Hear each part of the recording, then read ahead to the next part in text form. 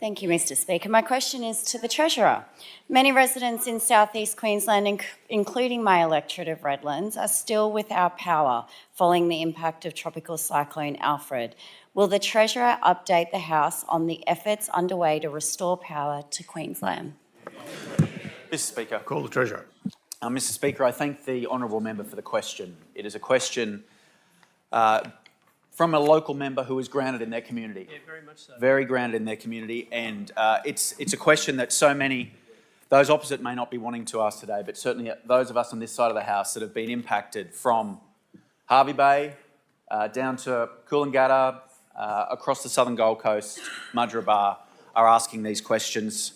And I want to share some more information for that with the House, for the member for Redlands and for all those that are interested in this, in the fallout from Tropical Cyclone Alfred. Because the wind and the rain and the challenges that flowed thereafter with power outages once the cyclone hit and the subsequent consequences were significant. And as a government, we were determined that as soon as it was safe to do so, work would begin to restore power. Even before the cyclone hit, Energex had in fact deployed generation capacity to the Southern Bay Moreton Islands in the members' electorate and across key infrastructure assets right across the southeast corner.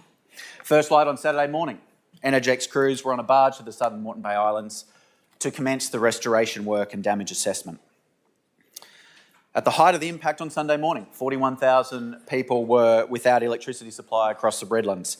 Many connections of those impacted have been restored, but there are still major outages across the region, including at Redlands Business Park.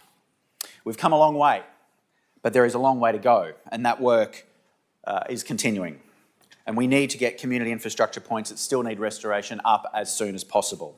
And across Queensland right now, there's still 58,000 homes and businesses without power.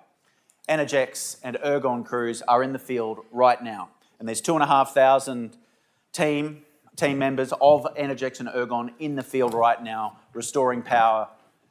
We've had 1,700 power lines down. It is a significant task that they are undertaking. And Mr Speaker, I want to make it clear that this is not just Energex that is getting to work. Ergon crews from across the state have come into the southeast corner. They have flooded the southeast corner to get to work supporting Energex crews on the ground. Yesterday, I met some crews from the Sunshine Coast that were reconnecting the northern suburbs of Brisbane. Just as those in the south, Energex crews in the south went north to the people of North Queensland to support them in their hour of need, we have seen crews from northern Queensland, right around Queensland, come to the southeast corner to support the southeast corner in their hour of need. Collaboration and partnership at its very best, Mr Speaker, and I commend everyone for their efforts. We understand, Mr Speaker, how frustrating it is for those remaining without power, but Ergon and Energex crews are getting to work to get power restored as